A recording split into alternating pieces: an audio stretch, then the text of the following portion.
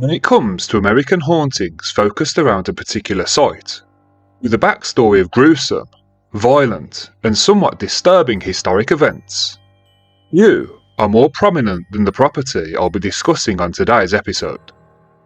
Located at 1140 Royal Street, New Orleans, and built in 1832, this mansion witnessed slavery, beatings, torture, and violence of unfathomable proportions.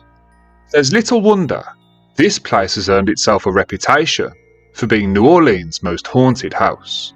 Some of the key aspects of this story are truly horrific and very much disturbing. Therefore, I must pre-warn you, if you're squeamish or have a weak stomach, then click away now. Otherwise, grab a snack, dim the lights, and prepare for a feast of grim and grisly content. This is the stomach-churning case of Madame LaLaurie and the LaLaurie Mansion. I'm your host, Severed Soul. Marie Delphine McCarthy was born in New Orleans, Spanish Louisiana, on March 19, 1787, as one of 5 children. Her father was Louis Barthélemy de McCarthy, originally Chevalier de McCarthy, whose father moved the family to New Orleans from Ireland around 1730 during the French colonial period. The Irish surname McCarthy was shortened to McCarthy. Her mother was Marie Jean L'Érable, also known as the widow Lecomte, as her marriage to Louis B. McCarthy was her second. Both of Delphine's parents were prominent in the city's European Creole community. Her uncle by marriage, Esteban Rodriguez Miro, was governor of the Spanish-American provinces of Louisiana and Florida during 1785 to 1791, and her cousin, Augustin de McCarthy, was mayor of New Orleans from 1815 to 1820. Delphine was only 4 years of age when the Haitian Revolution erupted in 1791. Something that made slaveholders in the southern United States and the Caribbean very afraid of resistance and rebellion amongst slaves. Delphine's uncle had been killed in 1771 by his own slaves, and the revolution had inspired the local Mina conspiracy in 1791, Point Coupé conspiracy in 1794, and the 1811 German coast uprising, all of which caused many slaveholders to abuse slaves even more harshly out of fear of insurrection. Delphine had witnessed the ownership of Louisiana change hands multiple times during her upbringing. As a result of this, she witnessed the complex devolution of slavery in Louisiana compared to other territories. New Orleans was founded in early 1718 by the French as La Nouvelle Orleans, under the direction of Louisiana Governor Jean-Baptiste Le Moyne de Bienville. From its founding, the French intended New Orleans to be an important colonial city. The city was named in honour of the then regent of France, Philip II, Duke of Orleans. In 1763, following Britain's victory in the 7 Years' War, the French colony west of the Mississippi River, plus New Orleans, was ceded to the Spanish Empire as a secret provision of the 1762 Treaty of Fontainebleau, confirmed the following year in the Treaty of Paris. This was to compensate Spain for the loss of Florida to the British, who also took the remainder of the formerly French territory east of the river. No Spanish governor came to take control until 1766.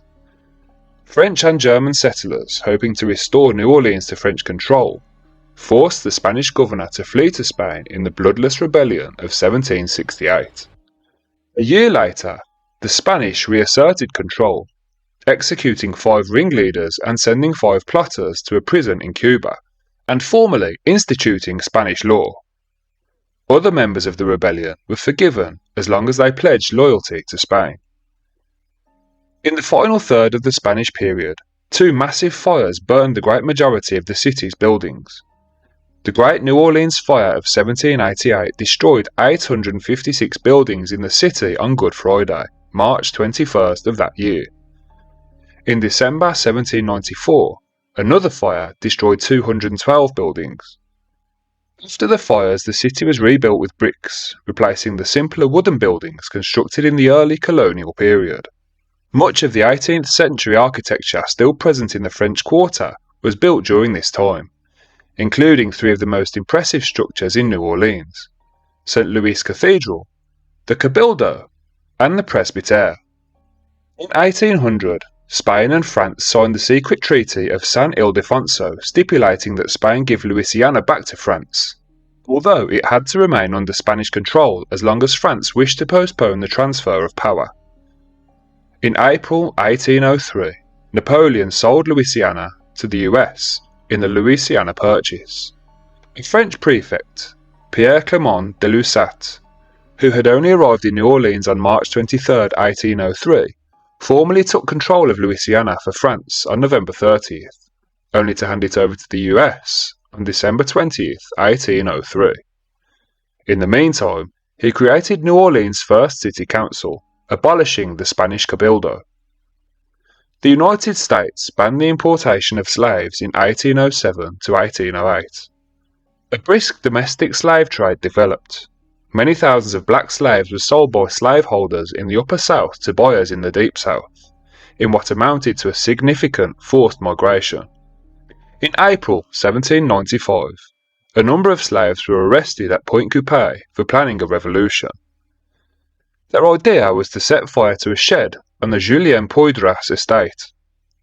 Lying in wait, they would ambush the whites who came to extinguish the fire, and then travel from plantation to plantation, killing their former masters and gathering other slaves to join the revolt. The slaves were inspired by the French and Haitian revolutions, and their conspiracy included several whites and free persons of colour who were similarly dedicated to the ideals of the radical Enlightenment. The conspiracy was betrayed, and after a crackdown, a trial began on May 4th.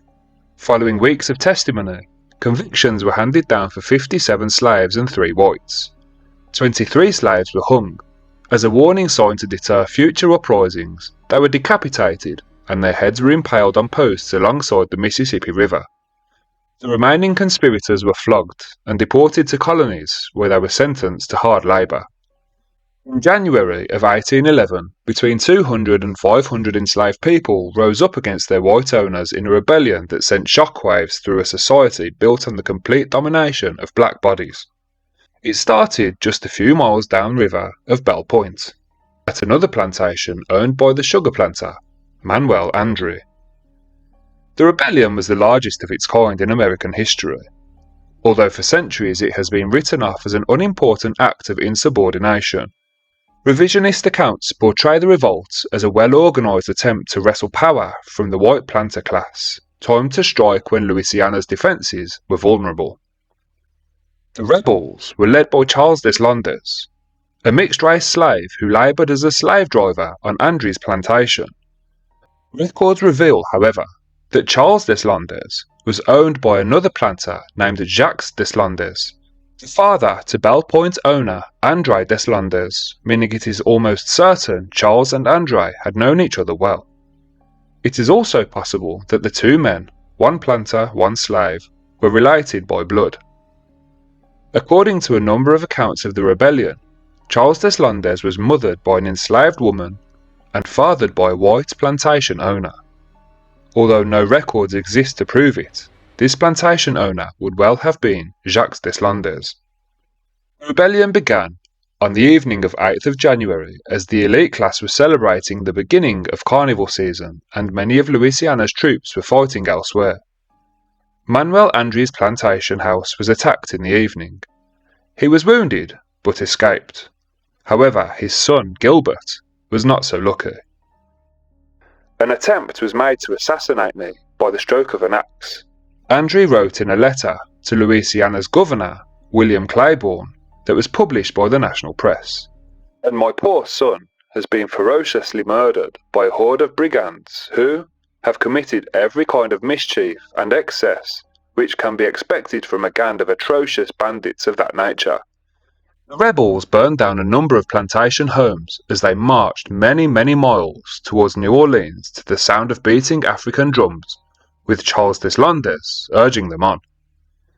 Enslaved people from other plantations joined the group, and another planter was killed, as many others in the area fled.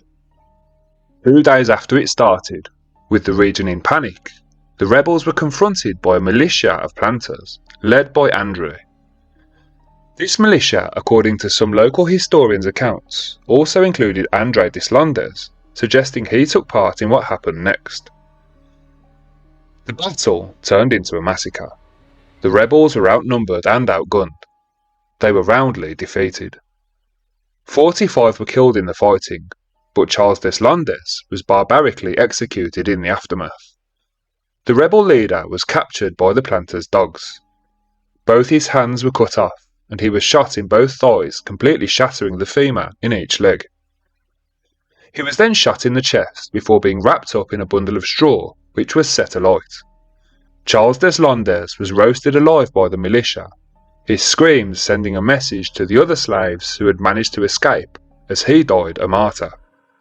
The planters captured dozens of other rebels and sentenced 44 to death in a series of show trials. In an act that symbolised the sheer brutality of white power, the executed men's corpses were mutilated and their heads placed on pikes for miles along the Mississippi. Plantation owners received $300 in compensation for every slave that was killed in the revolt. The local residents became a lot more accommodating to US troops, who would help to protect them from future rebellions. Slavery in Louisiana during Madame LaLaurie's childhood most certainly had an impact on her overall attitude towards slaves in later life, seeing them as lesser beings than herself.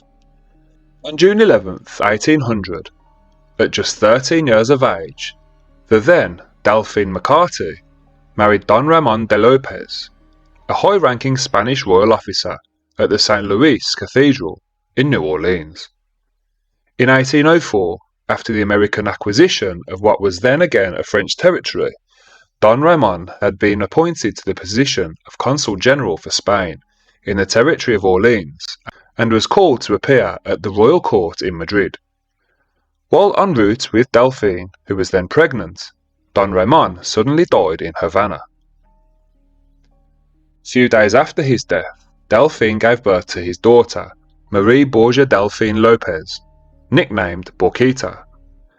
The widowed Delphine and her child returned to New Orleans soon after. In June 1808, at just 21 years old, Delphine entered into her second marriage. Born in France in 1775, Jean Blanc was a prominent banker, merchant, lawyer, and legislator. Before his marriage to Delphine, Jean Blanc was a notable figure in the vibrant and complex society of early 19th century New Orleans. Delphine's mother had died just weeks before, leaving her with a substantial inheritance which included $33,000, a plantation, farming equipment, livestock, and 52 slaves, thus raising questions about Jean Blanc's motive for the marriage. After the couple married, Blanc's father gifted the newlyweds another plantation with a property and an additional 26 slaves. Jean Blanc was born into a wealthy Creole family. He was well educated and familiar with the cultural and social dynamics of the city, which was characterized by its diverse population and rich heritage. His background provided him with opportunities to engage in various business ventures, contributing to his financial success and social standing. Blanc was also known for his involvement in the local community, participating in social events and gatherings that were central to the Creole elite. He cultivated relationships with influential figures, further solidifying his position within the social hierarchy of New Orleans. His status enabled him to navigate the intricacies of local politics and business, making him a respected member of society. In addition to his business acumen, Blanc was deeply influenced by the cultural milieu of his time. He appreciated the arts, music, and traditions that defined New Orleans, reflecting the city's unique blend of French, Spanish, African, and Caribbean influences. This cultural engagement likely shaped his worldview and prepared him for the societal expectations that came with marrying someone like Delphine, who herself was a prominent figure in New Orleans society. Overall, Jean Blanc's early life was characterised by privilege and opportunity, setting the stage for his eventual marriage to Delphine and the challenges that would later arise from their relationship. His own legacy, intertwined with that of his wife, serves as a reflection of the complexities of life in a city marked by both grandeur and moral ambiguity. At the time of the marriage, Blanc purchased a house at 409 Royal Street for the family, which became known later as the Villa Blanc. Delphine had 4 children by Blanc, named Marie-Louise Pauline, Louise-Marie Laurie, Marie-Louise Jeanne, and Jean-Pierre Pauline Blanc. Jean Blanc died in 1816 under circumstances that are often noted as somewhat mysterious. Historical records indicate that he passed away shortly after the birth of his daughter, which may have contributed to the stress surrounding his health. Some accounts suggest that he struggled with various health issues, possibly exasperated by the pressures of his personal life and societal expectations. At the time of his death, Blanc was navigating the complexities of his marriage to Delphine and the challenges of maintaining their social standing in New Orleans. Specific details regarding the cause of death remain sparse, leading some to speculate about whether it was the result of illness, complications related to the birth, or even the psychological toll from the unfolding events in his life. Ultimately, Jean Blanc's death in 1816 marked a significant turning point in Delphine's family narrative, as it preceded the later infamy that would come to define Delphine's legacy. His life and untimely passing reflect the intricacies of personal and societal dynamics in a historical context fraught with complexity. He left Delphine with a crippling amount of debt to the sum of approximately $160,000, which by today's standards would equate to around $2.5 million. This put a huge amount of financial stress on Delphine, forcing her to sell assets including slaves and property in order to raise capital. During this time, many of Delphine's slaves started dying randomly, and no official cause of death was ever determined. In 1824, Madame Delphine's father died, leaving her with a second large inheritance. The following year, in 1825, she met her third and final husband. It was this marriage which caused most of the controversy. Leonard Louis Nicolas LaLaurie was a transplant from France. He was a physician, though today he might have been considered more of a chiropractor. Their meeting was not pure luck. One of Delphine's daughters from her second marriage had some deformities along her spine and was subsequently ill. Hired to cure the girl, Louis LaLaurie used all sorts of medical equipment that looked quite torturous. Delphine's daughter did not get any better, but Delphine was enamoured by the physician, even though she was nearly 20 years his elder. Letters show that LaLaurie departed New Orleans for France and that it was his brother who persuaded him to return. After all, Louis had impregnated Delphine. Nothing else could be done but to marry her. It was very much frowned upon at the time to have a baby outside of wedlock, but the couple insisted that the child was born after their marriage. In 1831, Madame LaLaurie purchased the property at 1140 Royal Street, where she would live with Louis and 2 of her children. She built a 2-story mansion on the property, which included separate slave quarters, but it didn't take long for cracks to start emerging in the marriage. This relationship was not a happy one. In 1832, Madame LaLaurie petitioned for a legal separation from Dr. LaLaurie. 3 of her children testified that she was being treated poorly and was even being physically abused by her husband. Neighbours overheard the couple arguing profusely, and it was almost unsurprising to them when Louis LaLaurie packed his bags and moved out. However, the separation was a temporary one, and it's understood that Dr. LaLaurie moved back into the mansion at some point soon after. Much like her parents, Madame LaLaurie became a prominent and much respected member of the community. She frequently hosted parties, balls and galas at the mansion, and her upper-class guests always found her to have a very elegant and charming demeanour. However, the slaves who served at the sophisticated events often looked malnourished, gaunt, and unkempt. It would have been impossible for the guests not to have realised that the slaves of Madame LaLaurie were suffering from serious abuse and neglect, but everything was kept under wraps for the time being. Any time Madame LaLaurie was seen with her slaves in public, she would treat them with dignity and respect. It soon became apparent that what was going on behind closed doors painted a very different and somewhat sadistic picture. Keeping up appearances didn't stop rumours from spreading, and Madame LaLaurie's dark secret would soon be out. Eventually, Madame LaLaurie and Dr. LaLaurie would separate for good. Losing her husband reportedly drove her mad. Between 1830 and 1834, records show that at least 12 of Madame LaLaurie's slaves died in the mansion. However, the cause of deaths were never documented. Unlike many other states at the time, New Orleans had laws in place to protect slaves from being mistreated. As a result of the rumours circulating about the conditions that the slaves were being kept in, an attorney was sent to the mansion to perform a welfare check on the slaves. The attorney also made sure that Madame LaLaurie was aware of the laws regarding the mistreatment of slaves. However, no evidence of abuse was reported. Rumours continued to spread that she was harming her slaves, and an incident occurred in 1833 in which a young slave girl called Leah fell to her death in the courtyard, bringing more unwanted attention to the LaLaurie Mansion. It's speculated that the young girl was brushing Madame LaLaurie's hair when she caught a knot in the brush, sending LaLaurie into fits of rage. Many believe that Leah fell to her demise trying to escape the clutches of LaLaurie through fear of the likely consequences. Poor Leah was buried in a well on the property by LaLaurie, a burial which was witnessed by a number of the neighbours, who were appalled by the sight of young Leah's broken body.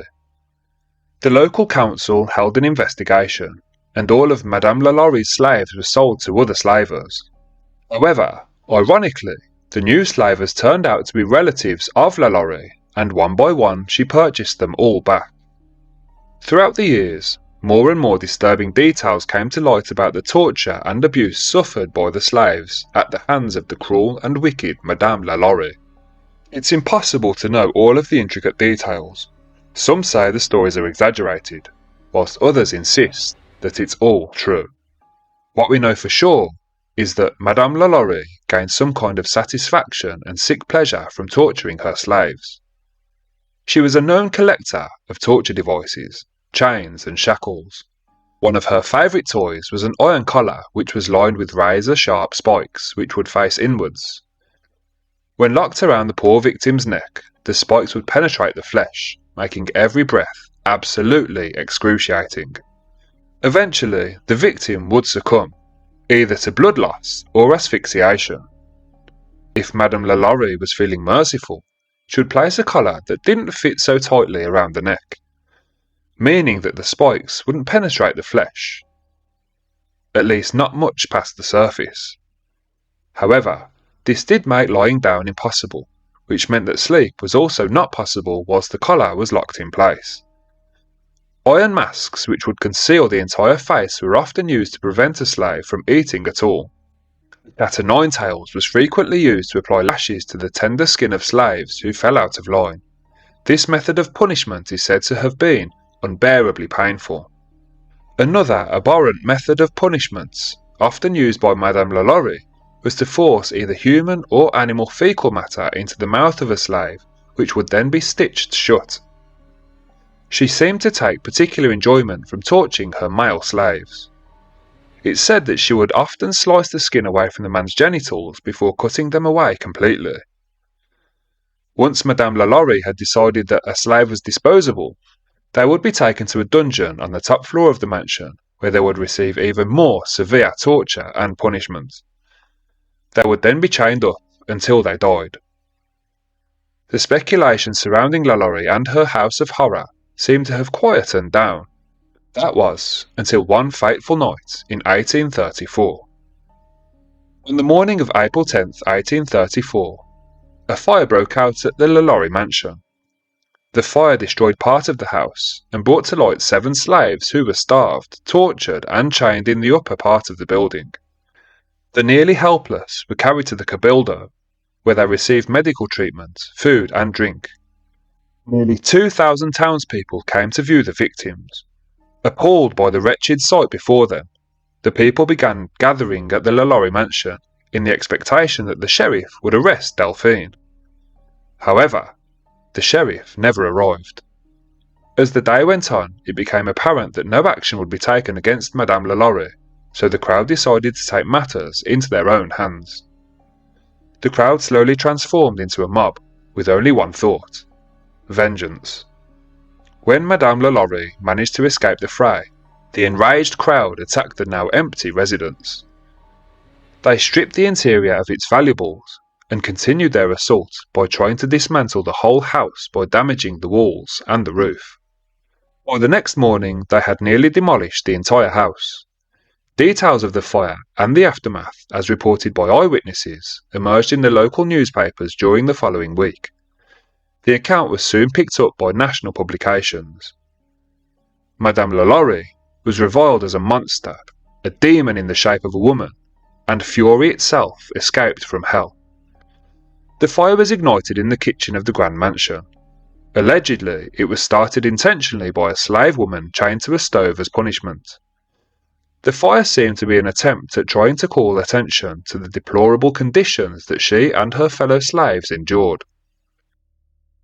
Many of the stories told about the LaLaurie Mansion involve slaves being found under extreme conditions after the fire was extinguished. One version begins with the conditions that the slaves were found in when authorities arrived.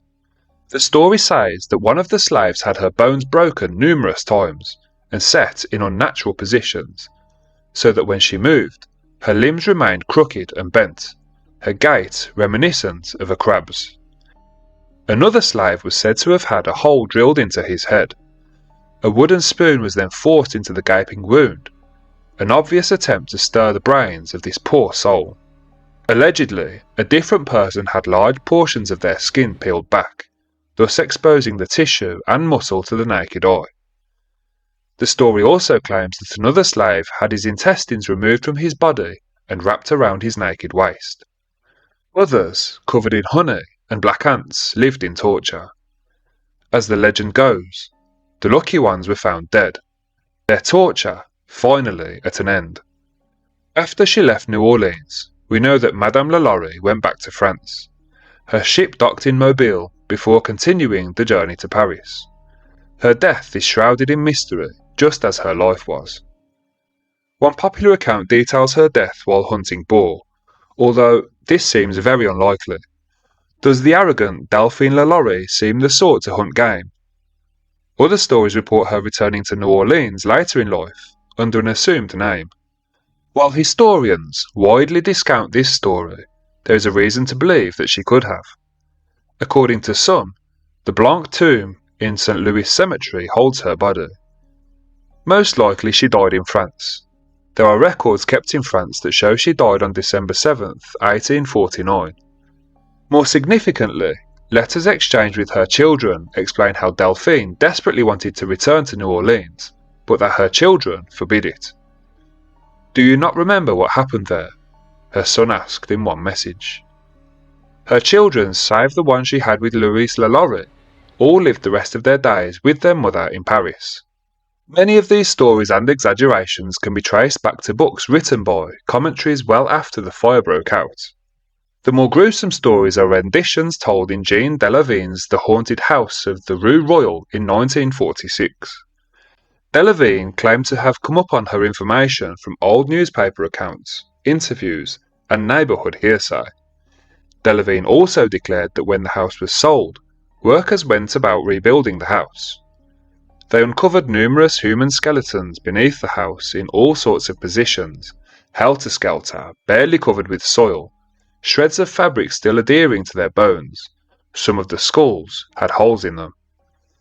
The authorities concluded that the bodies were indeed those of LaLaurie's former slaves, their bodies buried to hide the fact that they were killed inside of the LaLaurie Mansion. For a very brief time, during the mid to late 19th century, The LaLaurie Mansion was used as a girls-only school. At first, it had been one of the few mixed schools in the city of New Orleans. But politics during the Reconstruction era were convoluted, and surely enough, soon after, the school at 1140 Royal Street was converted into a strictly all-girls African-American primary school. Within a short amount of time, reports of physical assaults came to light. We know that the young girls would approach their teachers, tears streaking down their faces with their sleeves rolled up. The exposed flesh on their forearms was scratched and bruised. "Who did this to you?" the teachers would demand. The answer was always one and the same: that woman. These girls were young enough to be probably not aware of Madame LaLaurie and the devastating tragedy some decades earlier. Moreover, it was unlikely that the teachers themselves would tell 6, 7 or 8-year-olds about the starvation and immoral torture of slaves some decades before. One must wonder if the young girls were playing pranks on each other, or if their claims that some phantom woman had scarred them was true. No memoirs exist from this period, just a scattering of accounts. Was the spirit of Madame Delphine LaLaurie responsible for the scratches, or was it something else entirely? When it comes to stories of ghosts and hauntings in New Orleans, the LaLaurie Mansion must surely feature in the conversation. It's one of the most popular stops on any of the New Orleans ghost tours. Sometimes people in the city won't even call it the LaLaurie Mansion, choosing to refer to 1140 Royal Street as the haunted house instead. Shows like American Horror Story have made an already infamous location that much more notorious. The majority of filming happened at the Herman Griemer House on St. Louis Street, probably for the best, honestly, as people claim that the LaLaurie Mansion is indeed cursed. The LaLaurie Mansion is widely considered one of the most haunted houses in New Orleans' French Quarter. Many people believe the ghosts of former slaves are causing most of the hauntings.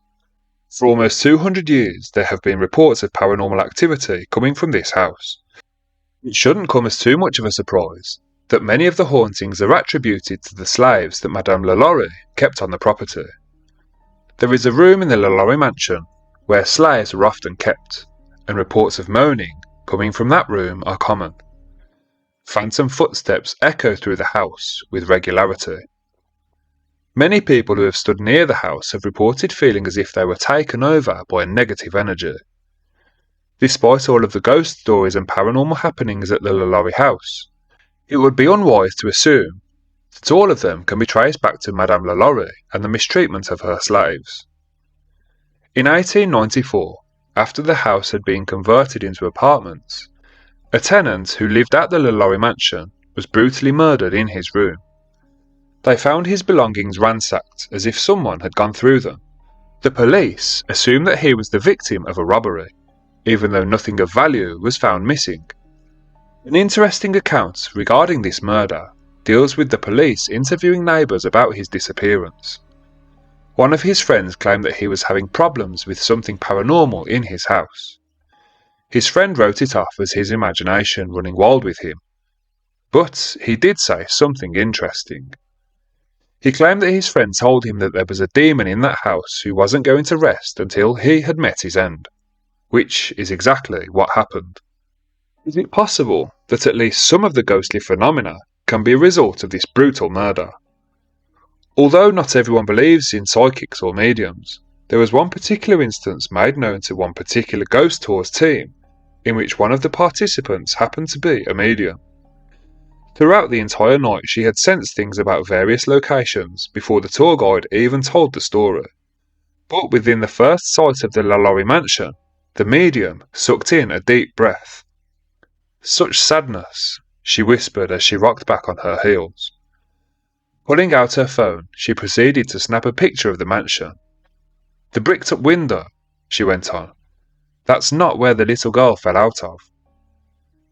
The tour guide paused, simply because she hadn't gotten to the part of the story about the little girl at all. Nevertheless, she recovered quickly and said, "No, you're right. The story goes that Leah fell into the courtyard. As for the bricked up window, I suspect that someone did some interior decorating but wanted to maintain the symmetry on the outside of the home. In the next few minutes, the medium experienced such a heavy emotion like the weight had settled down upon her shoulders. She sensed the spirit of a young boy who liked to play pranks on the living, and the spirit of a little girl who was often nervous. Did she feel any of the helplessness or anger? The tour guide asked. No, was the response. Whatever happened then with LaLaurie does not visit the house any longer. Is this true?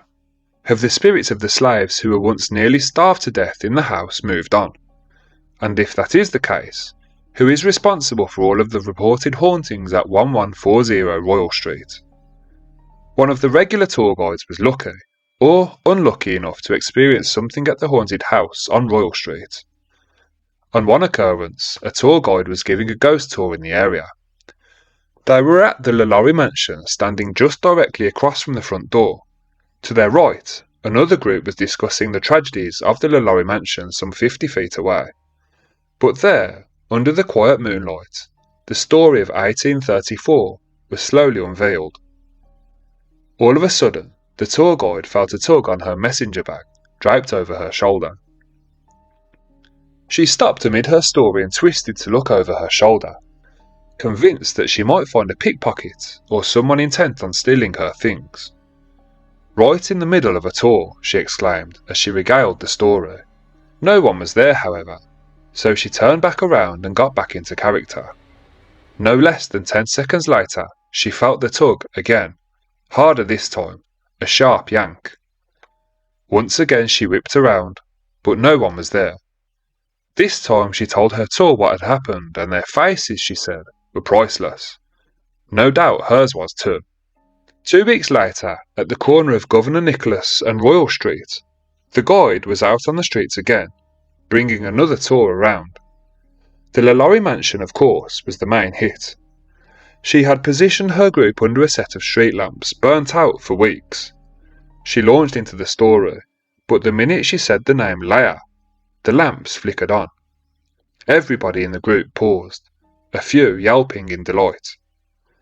The guide went on with the show. When she said the name Leia again, those same lamps blew out. The light was gone. Was the ghost of Leia still there? Was she playing with the lights as a method of exposing her presence to the living? Despite the nearly 2 centuries which have passed since the fire in 1834, the events of that year are still told today as though they occurred only just yesterday. Facts are spun into tales of brutality and torture until the truth is a muddled pool that can never be sorted. The more research one does, the more confusing the whole story becomes. The house becomes an entity all unto itself. Records show us that since Delphine LaLaurie, no one has lived at 1140 Royal Street for more than 5 years. And as the current owner of the mansion, an oil tycoon from Texas has only lived there since about 2012 to 2013, it's quite possible that his time at the haunted house on Royal Street is coming to an end. Is the curse real at the LaLaurie Mansion? Is the mansion really haunted by the tortured souls of Madame LaLaurie's victims? Let us know what you think in the comments. That's all for this episode. If you enjoyed this story, then please like the video and subscribe to the channel for a feast of grim and grisly content. Also, please let us know in the comments which famous hauntings you'd like me to cover next. As always, thanks for watching. I'm your host, Severed Soul.